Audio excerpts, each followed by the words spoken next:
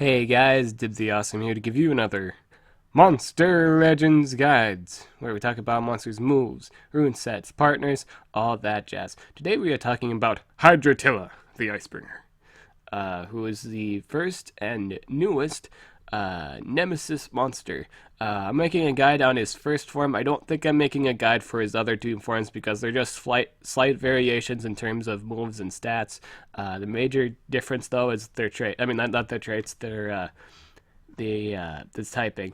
So to pretty much comment what these guys actually do for each one. Here for Icebringer, I actually made nicknames for each one. Icebringer is Freeze Miser. Boltcaster is Days for Days. And the Earthmaker is Earth to Kevin. Because essentially the Earth form of Hydratilla is essentially Kevin, but Earth type. that's essentially all he really is. uh, they all have the same trait, Nemesis, Hydratilla, which gives them immunity to freeze, and it gives them 50 points in stamina whenever they get hit by a not very effective move. So if you use things like, RFL, Lao Lao, those monsters, I'm just giving those two as an example, they get 50 points back whenever they're hit by something not very effective. So let's say Voltic uses static shots. RFL is going to get 50 stamina points back. Or, in this case, if you're using Hydratilla, Boltcaster, you're going to get 50 stamina points back. That's just how that works.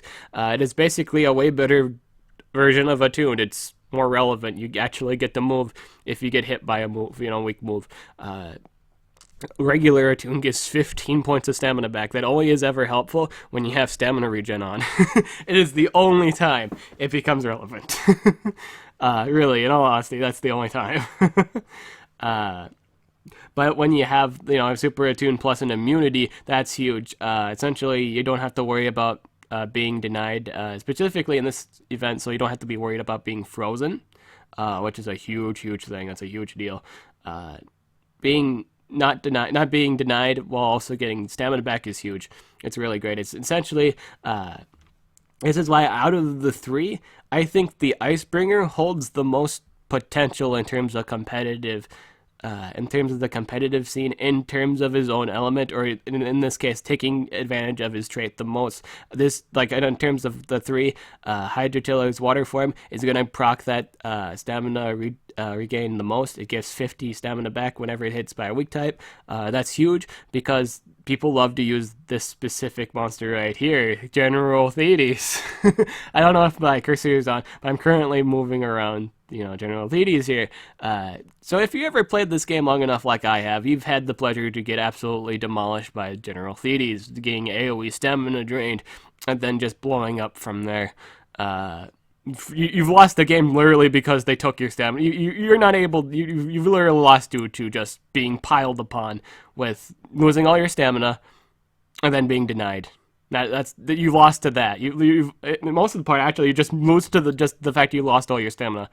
It's the stupidest thing in the world. It's kind of why I actually got the Icebringer. That was the main motivation, is because I'm so sick. In all honesty, I'm so sick of losing defensive fights where I was just stamina drained. That's the stupidest thing in the world. It is really easy. Are there counters for Icebringer? Absolutely, there are a lot of counters. There's quite a few counters for Icebringer, specifically things that can make people immune to freeze, things that are already immune to freeze. Natural water, other water monsters that can counter him, like Kevin. What else? I think for the most part, Kevin is his hugest problem. Kayla can remove his freeze. That's another thing. But you can also deny her of her freeze. That's a thing. Anything particularly faster than him and can deny him with 100% stamina drain, like the ranked up Mystery and or Blob.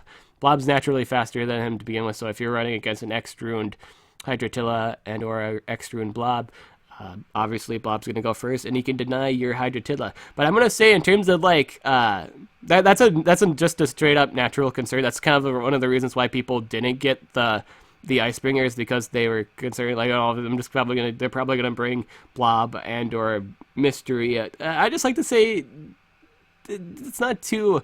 Blob is. I don't know how I don't think Blob's all that popular for people. I don't think it's a really popular monster. I can't imagine a lot of people having Blob. And for mystery, yeah, I think in terms of mystery, like that's more common now. But you know, if they're not faster than your Hydratilla, they can't do anything about it. They can't bring it to the fight because Mystery is actually not immune to freeze. She's immune to possession. So you have to make sure your Mystery is absolutely faster than the enemy's Hydratilla. Now I'm actually gonna go into more so the moves and the stats and all that jazz. Now I was just kind of talking about some miscellaneous stuff or concerns with the water, Hydratilla. I honestly think this is one of the, in terms of the three, it's one of the most potential in terms of proccing the trait. I wanted, in terms of the most value, the most situations. This monster isn't perfect. There are counters to everything, but you just gotta keep in mind of all the situations and outcomes, right? I mean, just like think about all the times. Think about all the times you've been literally CDs to death. You literally lost a defensive fight, and there wasn't a single drop of damage on the enemy because you were stamina drained. You were stamina drained, and then they immediately killed you. That's exactly what happened. Most of the time, I'm pretty sure that would be a thing. This is why I picked the Icebringer. I got him. I'm hoping he's going to be really amazing on defense and all that jazz. So power, 3,476. This is a pretty awesome power. I'm going to say essentially with this guy's stats, I wonder if these are buff stats at the moment. I'm not too sure on it. He's currently 5% stronger. I could have sworn his life was 29k, but now it's 33k. I don't know if these are his actual base stats now or they changed. This is just something else, but this is just the stats I'm reading at the moment, so I'm assuming so. I'm assuming these are just his natural stats. If not, oh well, they'll change it in the future. I'll have all three of these guys on the wiki anyway. So his power, 3,476. Essentially, this means you can use him as an attacker. He's got above gospel power. If you so wish to choose to do so, you can. I highly recommend doing a strength. Oddly enough, a stamina rune and a speed. Essentially, with that stamina rune, you get to keep going. He essentially can be an attacker who doesn't need to stop at any point in time. Even if he's 50% stamina drained, he can recover a lot of his stamina back with the stamina recovery and just keep going. He really, in all honesty, he doesn't care much about stamina drain. So as long as it's not a special based or a different typing, 100% stamina drain. That's the only time he does care about being stamina drained. But once he gets his stamina drain up, he really doesn't care at that point. He wouldn't care. His life is 33,477. This is a pretty tanky life at the moment. If this is his actual base stat for his life, really tanky, really nice. I'm doing the perfect sign. There's nothing to argue about this life. He's not brittle. That's another thing too. So if you wanted instead of running that stamina rune, you can run a life rune. It just means it takes longer for them to kill it. His speed is 3,454. Essentially, this makes it so he's able to compete with quite a few monsters. I don't know if it matters too much. I think the only time the speed would even become the speed for him even becomes relevant because he's already naturally immune to freeze and or it's naturally immune to freeze. It's when they're not doing it. It's when they're not doing AoE stun or stamina drain, 100% stamina drain on him specifically, which is not his same typing. But for the most part, yeah, the speed is still pretty awesome. If you're running full 10 speed, they're fast as every living crap. I didn't know how fancy. I kind of think of a clever thing to compare that to. As yeah, words. If you rank this guy up once, these are his stats at 105. If you do rank this guy up, he has a chance to learn a skill groups 4 move. So these are his stats at 105. Obviously, the other two Hydratillas have essentially more stats in specific categories. The Bolt one gets more faster. The Riftmaker gets more tankier and hits harder. And they all get obviously they all get the speed, they all get stats up, but they have the other two have specific ups. Icebringer is his ultimate. It does 60 damage. Obviously no stamina, no cooldown, and it freezes everybody. So essentially, if something's on a cooldown, if all your freezing moves are on cooldowns, this is pretty much a free ice. It is 100% for sure freeze. That's all there is to it. There's nothing too special about this ultimate. It's just a straight up freeze. It's just an extra freeze in your pocket. Thedes page 12 deals moderate special damage, gives stamina regen to all allies. Ooh, excuse me. Essentially, this gives stamina regen to everybody. So, even if, I would like to say, even if, I honestly want to say this really, really quick. Even if they stamina drain you 100%, you can still move.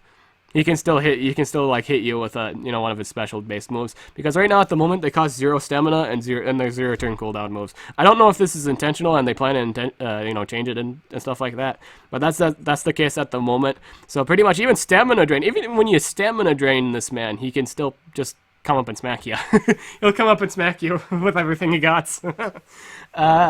Which is funny. He's like, I don't need stamina, I run on determination. But yeah, this gives stamina regen to all allies. Essentially, you run this move if you want to run pretty much an entire set where you can just spam AoE stamina regen. You can just put it on there if you ever just want to completely counter Thedes' stamina drain. You put this move on. Well, enough said. When you do want to do that, there are upgraded versions, so you don't necessarily need to use this move. Area Unblessed deals moderate water damage to all enemies, removes all positive status effects from all enemies. Now this is relevant in the case of the event you're fighting Frostbite and he's got double damage up, or just like any buffer in general, or any denier that can buff. Again, like Thedes too. Thedes has that AoE stamina refill and the damage boost and precision boost. Essentially, this gets rid of it. Hydratilla is basically saying, nope, you're not allowed to have that. This is also good for things that are really, really reliant on the buffs, or like, AoE buffs or anything like that. Specifically, Tomb, specifically, Oros. Earth monsters too fall victim to this move. This move is, as far as I'm concerned, really powerful in terms of removing status effects. This is an option to run. I'm going to say that real quick. If you're not too heart-filled on running a full deny set, this wouldn't be a bad idea. In fact, I might actually recommend you run this move. It's just it's a good recommendation. In the case of the event you fight Kalik, or it's just something that can give AoE freeze immunity, that's not a bad idea at all. In all honesty, that's really good. If the enemy is running something that gives immunity to a freeze, stun, possession, whatever you can use this and get rid of it. This is spammable too. Timiron can't do anything about this move. So this is a really good option for you if you so wished. Polar Fracture deals moderate water damage, maze freeze target. This requires a cooldown of 1 turn, 28 stamina, 40 damage. What is there to say about this move is, like, you can run this, essentially, this guy has a good, I think you can, in all honesty, you can run this guy full freeze. This guy has the option to run full freeze moves. Like, his whole kit can be freezing. So because he has a single target freeze, which is 100%. He has a 50% freeze, AoE freeze, mind you. 100% freeze and another 100% freeze. So you can essentially run a full freeze set with this monster, which is why I called this monster Freeze Meister. He freezes things. He is essentially great at that. You can chains freeze things. The only thing this effect isn't related to or doesn't care about is people with the mountain trait, so Copperbeard, Uros, and Gorin, and things that are naturally immune to freeze. Kalik, Frostbite, any water monster mostly have you. Thedes page 24 deals heavy special damage, gives immunity to freeze to all allies, gives stamina regen to all allies. Essentially, this refills all your stamina. Well, not words. It doesn't refill all your stamina. It gives you stamina regen. I'm sorry, words. It gives you stamina regen, and it makes you immune to freeze. You should be running this move. If you're running, and all honesty, if you're running Denier Hydratilla, you should be running this move. You should be running this. In fact, you should be running this move on any of the Hydratilla sets, because it's universally great. It's universally handy in taking out water monsters. So this helps out in the case of the event you are stamina drained, and this is literally an FU defeat Thedes. This is literally destroys Thedes. All the remaining deny Thedes has, it's gone. This one move can literally shut down anything Thedes is capable of, which is why it's a huge reason to get this monster. This monster is really good at dealing with Thedes.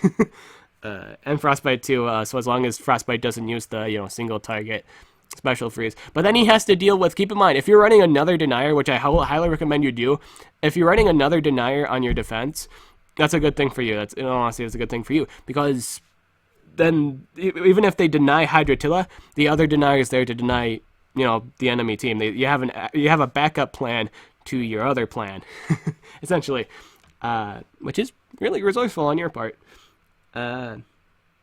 Unfillable energy deals heavy water damage, applies stamina leak to target. It's a 1 turn cooldown, 31 stamina, 60 damage move. Essentially, you put this on an attacker.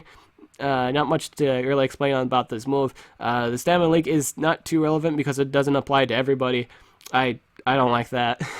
I don't like the fact it doesn't apply to everybody. I only ever like stamina leak when it applies to every single person on the team. Heyman has to run it because it's just the thing. I run a stamina leak move on Heyman. It's just one of his damaging moves. You just do run it.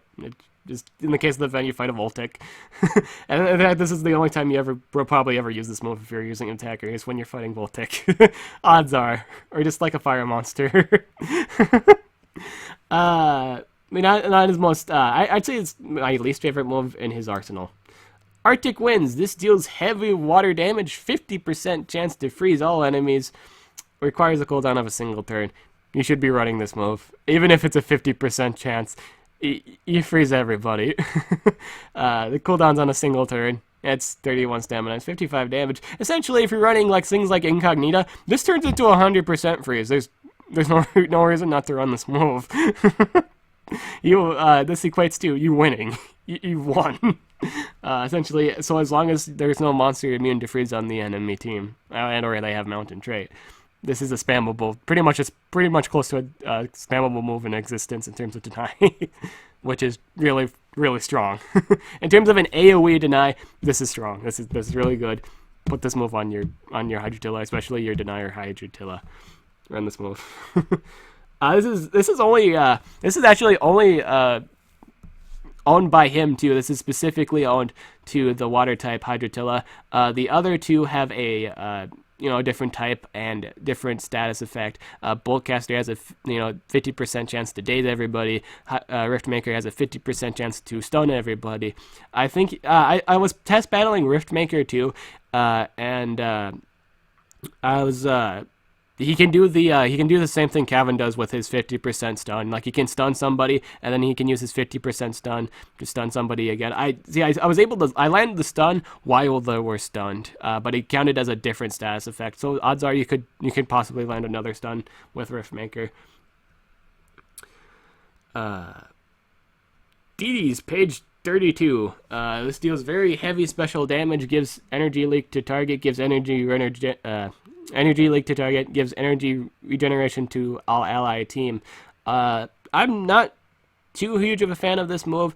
It does do a lot of damage though. It does do it's a little of a dib though. It does 65 damage. 0 turn cooldown, no stamina cost. Why don't you like it all that much? I don't like it all that much because this essentially makes it so even if I get Timeron, I'm immune to freeze. They can't freeze me if they have a freezer. If the Timeron has a freezer on his team, he can't freeze me, and I get energy regen back. So even if Freedies does her shit, I can counter it. I essentially, they can't do anything at this point. So that's kind of why. This is my reasoning.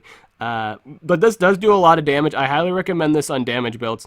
Put this move on damage build sets. There's no reason not to. And or if you just want to build a 3 stamina regen set, you can actually make a build where you will for sure get stamina regeneration. So if you're fighting something like Thedes, you're gonna easily proc your stamina regen regardless of what they do in the end.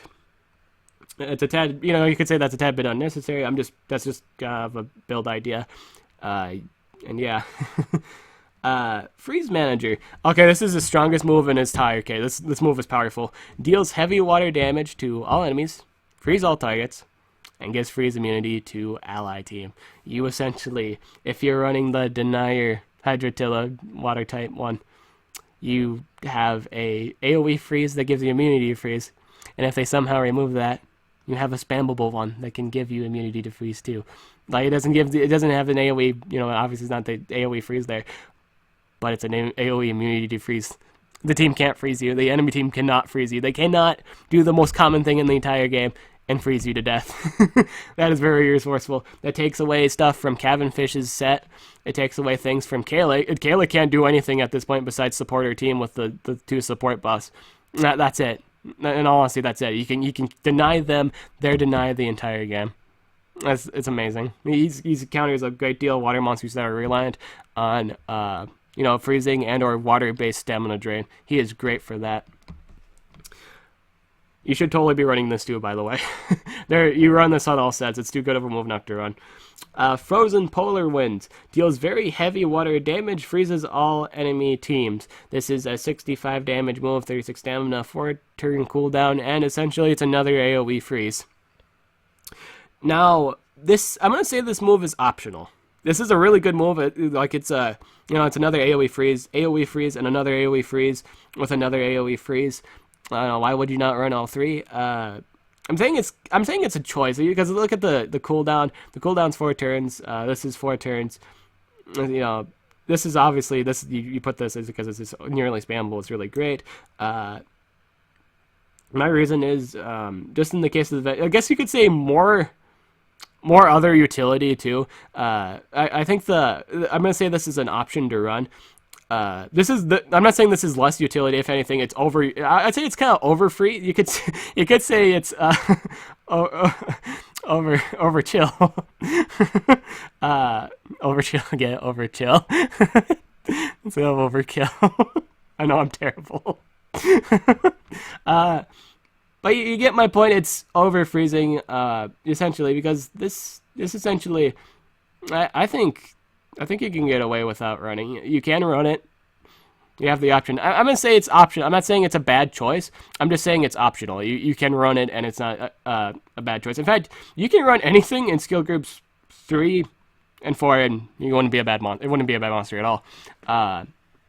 I'm just thinking in the case of the event, in terms of just overall, just maximum spread of his utility, you can run the CD's page 24. You can run Freeze Manager and Arctic Winds and Area Unblessed, because essentially they can't do their buffs. No one can do their buffs. Like, the enemy cannot do AoE shield. That's worthless to them at this point. They can't do anything with their shields. They can't do anything with their life regen. They can't do anything with their double damage. It essentially keeps them from getting their effects.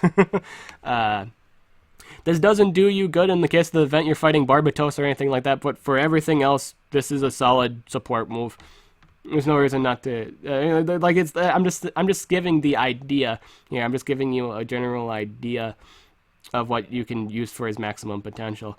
Both of them, in all honesty, they're both kind of both maximum potential here. You can either get away with running Thedes page 24, Arctic Winds, Freeze Manager, and Frozen Polar, or you can run Thedes page 24, Arctic Winds, Freeze Manager, and Area Unblessed. I'm kind of interested in doing Thedes page 24, Arctic Winds, Freeze Manager, and the AoE remove all positive effects, personally. Or at least, I'm gonna say in terms of player control. And second thought, nah, I don't think that would work too great. Maybe not.